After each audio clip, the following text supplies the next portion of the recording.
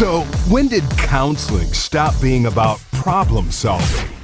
Well, not anymore.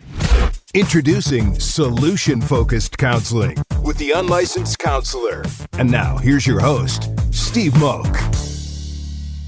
Well, hello and welcome to another episode of The Unlicensed Counselor. My name is Steve Moak. I am the unlicensed counselor. As always, so grateful to be here on a blistering day in the 6th floor here in sunny Scottsdale, Arizona, a.k.a. the surface of hell right now. It's just brutal out here.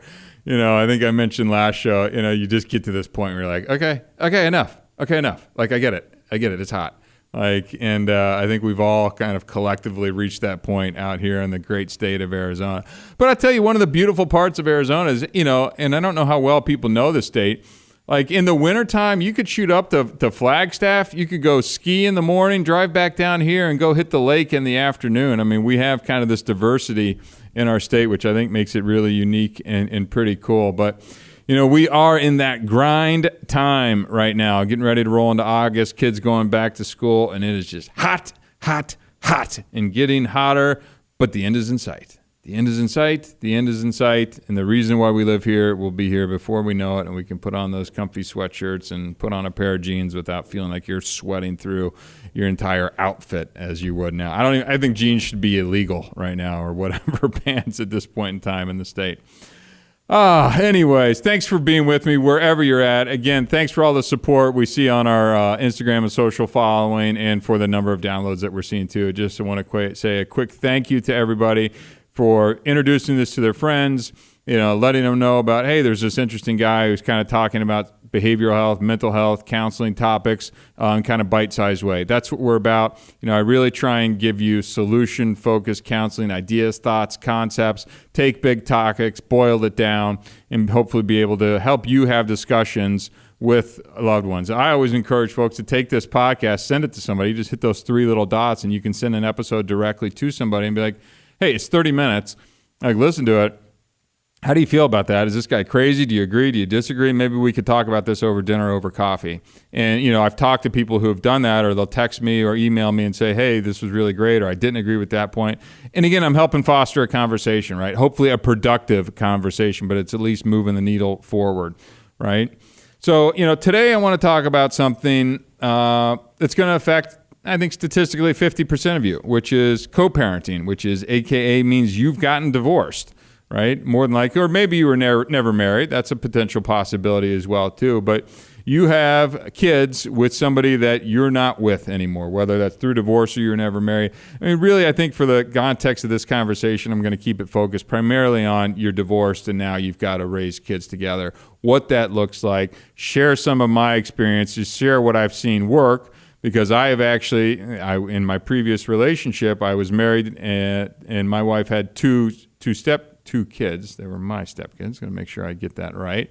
I came into their life at 2 and 7, and then left their life at 10 and 15. So I've got a pretty interesting perspective in a boy and girl on what that looks like, the different stages, being the quote-unquote third wheel in that co-parenting, and what I did, what I wouldn't do, and things that hopefully you can do better as you're going into your co-parenting situation now. And now as a single dad, what it looks like dating, with people who either A, have kids or don't have kids, and how you can help prepare those folks as to things they might expect, or, your approach. And I do think it's really important to share your approach and what you think co-parenting would, could, and should look like, because one of the things that bit me in the rumpus was not getting super clear on this early on. And ultimately, I do think it was probably the largest contributing factor to me filing for divorce from my ex-wife, which is frustrating. And it had nothing to do with the kids. Kids are outstanding. I love them very much to this day and wish I could see them more. But, with divorce comes certain things, and all those things as you're getting into it. But before we get into all that fun stuff, I want to continue to thank our friends at ShareTech. Last week I think I mentioned that drug use was at an all-time high. It is. Google it, research it. It is through the roof. 1979 was the previous high point. We are now above that. Fentanyl and how it kills everyone gets all the news, but all drugs are now at an all-time use as well too. What does that mean for you? It means you need to be a little more proactive, right, in your own life, whether it's your husband or wife or your kids, right? And with ShareTech, we've invented and created a cheat-proof drug and alcohol screen, right? Go to betterdrugtest.com, pick up one of these tests. It's $100. We're going to ship it right to your front door. It requires no observed collection, right, through a very unique process that we have videos and pamphlets for that you can go through it. You take that sample, you send it off to a lab. That lab will process for over 100 plus substances, drugs and alcohol, and it will tell you the levels of those substances as well too. Why is that important? Because you're going to know what and how that person is using, right? No more of I only had a drink or I only had a smoke or a snort or a pill. You will know that there are significantly higher levels given the ShareTech drug test. Go to betterdrugtest.com. Don't be the one wondering would have, could have, should have. Be proactive. Go to betterdrugtest.com. Pick up that test right now. You won't be sorry that you did. You'll be glad that you did it sooner rather than later. And as always, our friends at EasySheets.club, the most comfortable, relaxing subscription sheet service there is. Really, I can know that because nobody else is doing it. Easy Sheets has done a really cool job of creating a unique service where you get to pick out the sheet, how often you want it cleaned, pressed, and shipped directly to your front door. Bag up the old ones, put them in, drop them off at any post office, UPS, wherever. They get shipped back, professionally cleaned and pressed, and then sent back to you as well, too. Really a fun subscription service, right? I know everybody likes their coffee and the wine month of the club and all that kind of good stuff.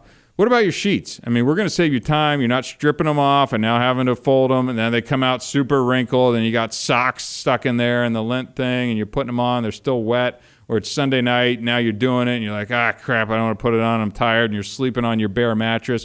We've heard it all. Easy Sheets, you don't have to worry about that. You'll also know that they'll always be professionally cleaned and ready for you, so you don't have to wonder, has it been a week or 2 weeks or a month or 2 months or more, right? We got folks going off to college. I don't think those college folks are quite changing them with the frequency that they probably need to. So go to EasySheets.club, enjoy it, it's fun, pick out the sheets that you want. Like I always say, Carry Aloha, white, bamboo. You're going to thank me, and the person sleeping next to you is going to thank you as well, too.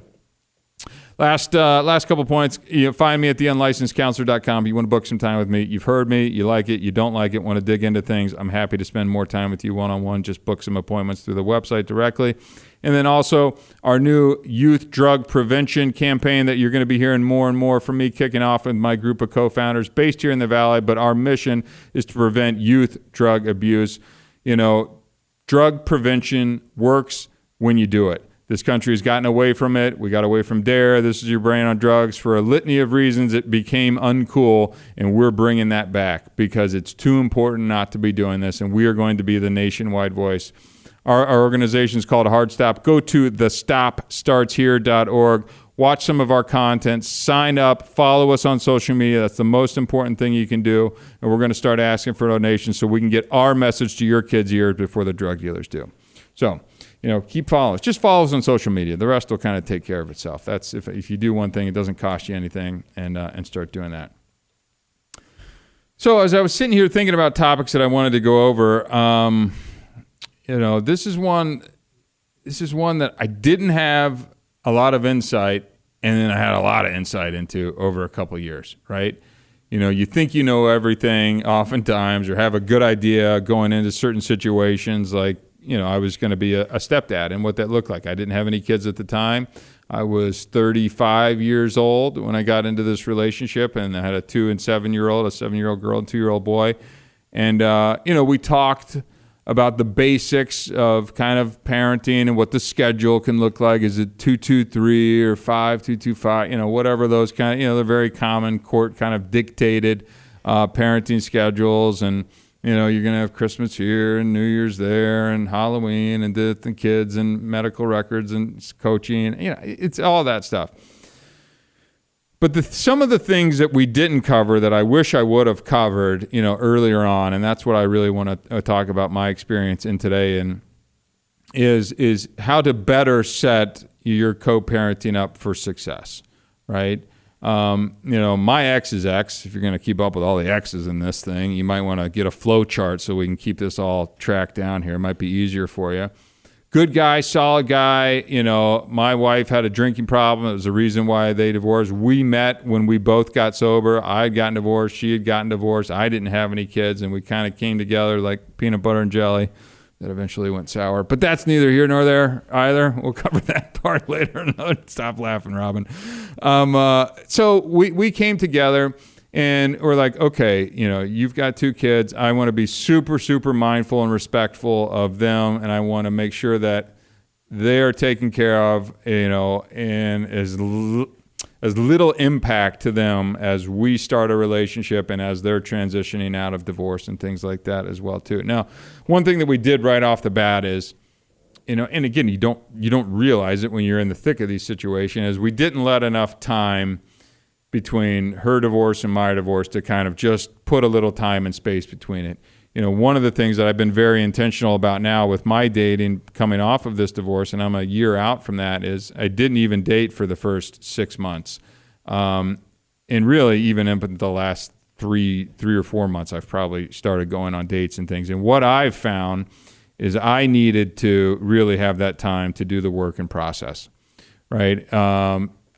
My nature tells me if I'm divorced, I'm single now, you want to get out there into the world, and it's like, but I'm still feeling pain, anger, sadness, like all that stuff that's still kind of going through me. And it's like, I meet a girl at a gym. She's very cute and attracted to me and wants to hang out. And it's like, I let myself go down that for a path for a hot minute. And I was like, oh, holy cow, like I'm not ready for this. Because what I very, very, very quickly saw, it's like I can use emotional intimacy, sex, that feeling of being with someone, that not being lonely, as a way to not address the feelings and the stuff that was going on inside of me. And I said at that moment, that's really what happened to me. I said, I can't do this, right? And I don't want to hurt people that I get into relationships with now. That's a new thing for me. And you go, wow, Steve, you sound like a total jerk. No, and my intention was never that, but I want to be more intentional up front so that I don't mislead anyone into this as well, too.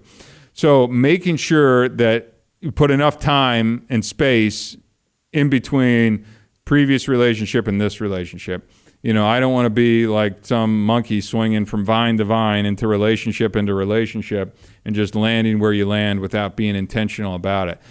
Things that I'm trying to do this time around, be more picky, selective about who and what. And not just, wow, that girl is really attractive and I would like to go out with her. What kind of values, morals, integrity, character, all of those things that I think are going to ultimately lead to greater companionship, chemistry going forward. And that's the stuff that I'm trying to vet much more. And like, well, you didn't know that before? I don't think I did, truthfully. I'd go out in Old Town, a mile from here and meet a girl and, 2 years later, like, you've been dating for the whole time. And it's like, did I even mean for this to happen? Like, I'm just here and we're out and you're cute and I'm cute and we're going on vacations and getting drunk. And it's like, there was never any intentionality behind it.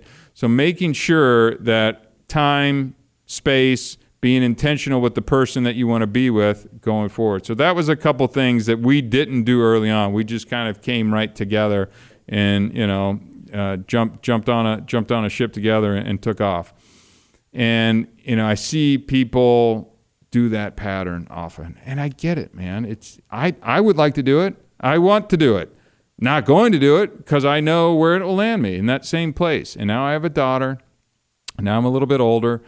And I don't want to just keep repeating the same mistake over again and hoping that there's a different outcome, right? I mean, that's just stupid, right? I mean, we all know that's the definition of insanity, and we're just not going to do that. I'm not going to do that, at least, even though it sounds fun, and then it would be less painful. But you know what? Through pain, I think, comes a lot of growth out of these things as well, too. Now, the next thing that we didn't do, or we did but we're just wrong, would probably be the better way to put it, is kids first. Now, this is a big one, in my opinion, and this is actually, I think, the one that ultimately led to our kind of demise slowly over the course of 9 years, was kids first, right? Kids first, kids first. I want to put the kids first, whatever, for the kids first. And it's funny, as I'm going out on some of these dating sites and, things like that, and Hinge and blah, blah, blah, it's like, kids first. My kids will always be first. They're the love of my life. And my daughter's love of my life too. But one thing that I've learned, and you may not agree with this, and that's fine. Just swipe away. I don't care. I won't lose any sleep over that. But it can't be the kids first. It needs to be the relationship first, right? And the couple needs to be healthy, growing, communicating, working on themselves as a couple, and the byproduct of that will be a much happier, healthier family, and then being able to support those kids in a better way going forward. What we did, and I did this, suggested this, was like, anything we need to do for the kids, I'm willing to do, right? And I took a big step backwards of like, all right, it's you and your ex, you guys need to co-parent, figure stuff out. I'll just kind of be back here, and I'm going with the flow. If the kids need it, like I'm here just to kind of in the background to kind of help and be of support whenever I can. And my intentions were good, and I think all of our intentions were good. And none of what I'm about to describe happened overnight. But what eventually started happening is that the co-parent between the two exes over there started to dictate the course of what was supposed to be my family's life. And as that continued to happen, because kids get busier and schedules and jobs increase and responsibilities and bills and all of those things start to go, is all of a sudden, gradually, I'm looking at quote unquote my family, right? And my family is my wife and, my two stepkids, and we had a great little family there. But it didn't start to feel like a family. It felt like two people who were divorced, who were trying their best to co-manage and co-parent the situation, and we're doing a fine job with it. But I'm stuck over here going, I don't have any say in kind of what's going on in my family's life. And again, I don't blame my ex-wife for that. I really don't. I believe her intentions were altruistic. But I think the design of what we put together is what broke this thing eventually. And then by the time we started to get to it, it was 7-8 years in. It was like, I think we're beyond kind of being able to right this ship back, right? So, okay, Steve, so what you're saying is relationship first between the parents and the kids are going to be better. Yes. So I just think that there needs to be a greater emphasis on this. And I'll tell you, we weren't doing date nights, right? We didn't go on trips away by ourselves because it was always the kids have a game, the kids have this, the schedule's over there, or he's flipped the schedule and now we've got to make some adjustments. And those decisions were just made without me. And I wasn't trying to be in every single parent-teacher conference meeting and all that. Like I'm fair with some boundaries there as well too. But when one person's completely shut out and all the decisions about our family are happening outside of the adults, the parents making those decisions within that family, it was setting itself up for ultimate failure, and that's what happened. Because I'm now trying to plan trips and try and design schedules for our life and things that we can do as a family, and I'm in constant kind of competition. Really, it wasn't competition. They would win out with their decisions on what they decided to do with the family, and then I just had to go along with that. Well, hey, Steve, you knew you were marrying somebody with kids. Yes, I did, and I'm okay with that. And honestly, like I said, love those kids to this day. And if they called me and needed something, I'd drop what I do and go help them. But there was just a design flaw that I think is a common flaw that I'm sharing this to say that hopefully some of you hear this, that you're either co-parenting, you're going through divorce, you're a single parent, whatever it is, or you're dating somebody who has a child or you're going to be in a co-parenting situation. And this is just just letting you know that this kids first thing, I understand the intention, but you may want to explore a better way to do that. I want to help the kids in any way, shape, or form possible, but I do really think that the emphasis needs to be much more on, on the parents. And you'll read a lot of research, or not research, but just articles out there. It's like, always prioritize the needs and best interest of your children above everything. And I'm going, No. I think we need to make sure that mom and dad are good and healthy, and then we need to make sure the kids are healthy as well too. And I just think that needs to be a little more discussed up front. But I don't think this may be a popular opinion, candidly, because everybody is so up in arms and so sensitive around their kids, right? Which probably a whole other podcast on kind of, celebrating all the participation trophies and things like that the kids get. But that's neither here nor there. We'll put that off to the side. Now, around co-parenting, I do think there needs to be some clear separation as well too. And this is something that I ran into and still run into a little bit in my own life as well too. Is in that relationship, my previous relationship, there was an enmeshment, really. It was their family, their divorced family, and our family never really stopped. It was just kind of this nebulous flowing thing. And they're like, oh, it's looking great. And I'm going, no, it's not. I'm miserable over here. I don't have my own family. I married you and these two kids. We don't have our family. You're just kind of intermingling your ex and now his new family into ours. And, oh, look at how well it's working. And people say it works great. I don't care what people say, right? I'm not interested in outside opinions. What I'm interested in is my family and the people that I chose to take responsibility for. So I do think that there needs to be some separation and boundaries as to what the co-parenting situation looks like. Otherwise, you could end up with somebody who, like myself, who just feels like they're a third wheel in a relationship between two exes. And that's a really uncomfortable, not fun situation to be in as well, too.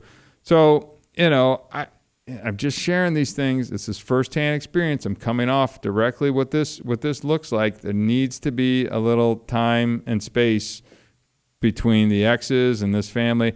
There also needs to be an established routine that's consistent. And this I actually see all the time in my dating life as well too. I am more than happy to date, ladies with kids and things like that. I don't care what the age or any of that. Like I'm totally open to that. What I'm not open to is, we just kind of share the schedule as it works. And, he has them a couple days here and I have them a couple days there. And it's like, no, like I need to know what your schedule looks like. And I need to know the separation between you and your ex.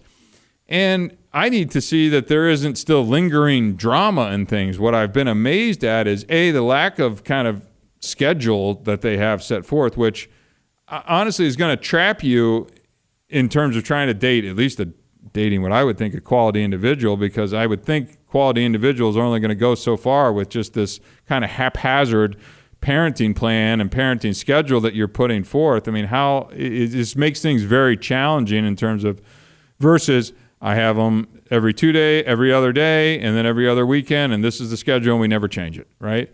Occasionally something will pop up, you go out of town, you flip things a little bit, but that's, very few and far between. What I'm seeing so often is just kind of these, kind of thrown together parenting schedules, and as single persons trying to, potentially date or get involved with an individual, it's like, I don't want that. Like, you don't seem like you have all your stuff together. And by the way, many times in those situations, it still seems like there's, I'm not going to say feelings attached to the ex, but there's just drama that's like, oh, well, he threatened this, or he's, lost his job and I got to go out and help. And I'm like, I hear you, but I don't care either. Like, if I'm interested in you, like, and you're still kind of 1 foot over here or one arm over here, like, I'm just not interested in kind of engaging with people. And by the way, this isn't just at ladies. I'm sure there's guys that still have this kind of thing as well, too. And I'm just going, you got to have these clear kind of distinctions made. I get flexibility. I am for grace and flexibility as schedules change and people get sick and nannies get sick. Like, I get all of that. It happens to me all the time. It's like, got a date, want to go out, looking forward to it. And sitter cancels. And it's like, okay, well, you're stuck. I mean, what do you do? And you just got to be able to have some flexibility. You got to be able to compromise. And you got to keep a little grace in this whole thing as well, too.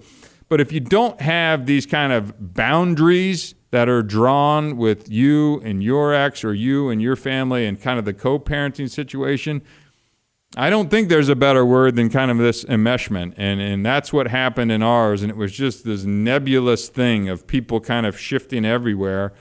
And I think that, my ex and her ex thought, oh, we've got this nailed. And I'm going, yeah, if you two kind of want to pseudo be in an ex relationship together, yeah, you do. You don't have it nailed if you want your husband to be a part of the family that we're trying to create here, right? So, word from the wise on that one. Something that I want to bring up that I think is key, and one thing that I will say, this isn't a whole bash on the ex session here, it's just avoiding the negative talk between parties in co-parenting situations as well. I don't love everything that my ex does. She got immediately into something, and I don't like a lot of, some of the decisions and some of the things that she's doing. But you know what I don't do? My daughter doesn't know that, and I'm not going to let her listen to this episode, not that she wants to anyways. And I don't want to have the negative talk, kind of going through the child's ears. I don't want them to even hear, even if the exes are disagreeing. I just don't want them to hear that. And in fact, one positive thing I'll even say that my ex did was, last week she had the other kids in the car. I don't get to see them very often. She was like dropping off my daughter at my house and was like, do you mind if the other kids come in? And it made my day, right? It was like, hey, I got to see the kids. They're smiling. We're laughing. They play with the dogs and all that kind of stuff. And I think it's important for, kind of the kids to see, that there's still civility, a relationship there, some kindness that can be, I know things were probably tough in divorce type situations, but I think it's important for them to see some of the good that can come from that thing as well too. I get it. That could be harder and that may take some time. I mean, look, I'm a year out from mine. That probably wouldn't have played in the first 2 months or something like that. But, if we can avoid kind of negative comments that the kids are picking up on, that they're going to hear. And part of the reason why is I don't want them to say something at school, because I'm amazed at what they pick up and all of a sudden get repeated out in public. I'm at the gym or at the school, like, ooh, glad I didn't say that other thing I said, because that would not have landed too well.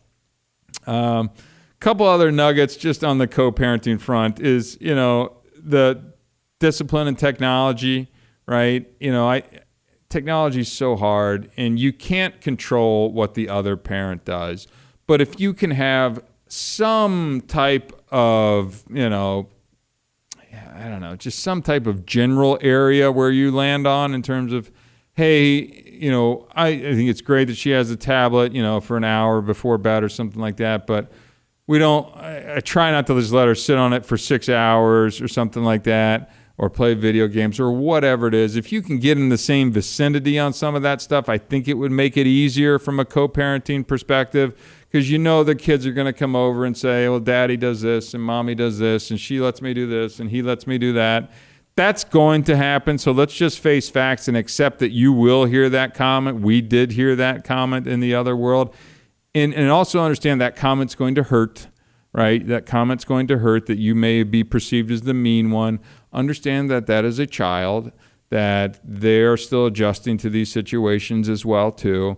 Try not to take that comment too personally, even though it will suck when you hear it.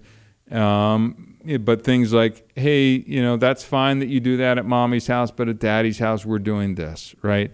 And just kind of gently be able to redirect that as well too. So just keep those things in mind. If you're able to agree on any type of, discipline along with the technology as well, whether it's timeouts and saying please and thank you and having good manners, I think all that stuff's important.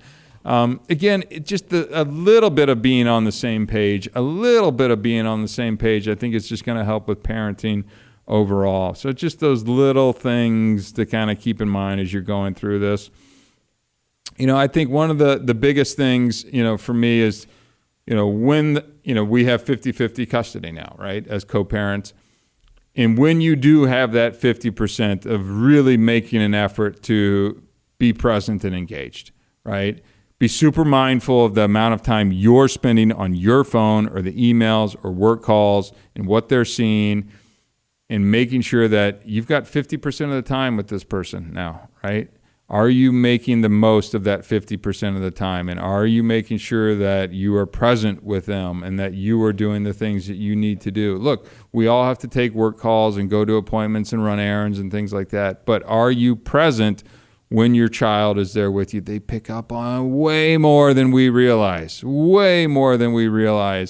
And having those little times with them at night and just making sure that you're connecting with them, giving them the opportunity to ask questions. At night, we have a little routine.